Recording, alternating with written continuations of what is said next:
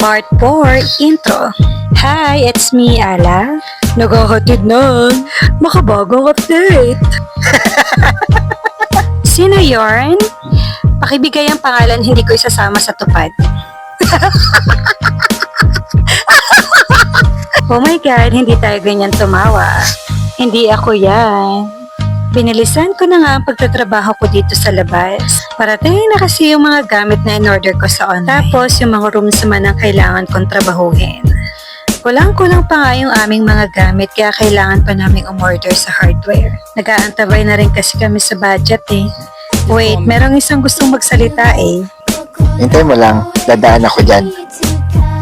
Yan. Tapos maya babalik ulit ako dyan. Yan. Pero siya tuloy-tuloy lang. Wala siyang pakialam sa kanyang pinagagawa. Pero itong ating pagsasalitang ito, maraming nag-aabang dito kasi kaabang-abang naman talaga ang aking boses dito.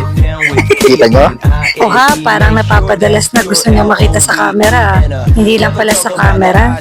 Gusto na rin niya magsalita dito sa ginagawa ko. The next day na tayo.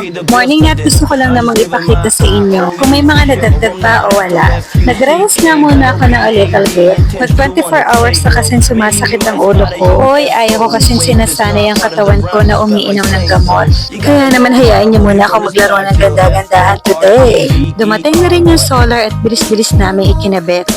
Aha. Maliwanag na ang hallway.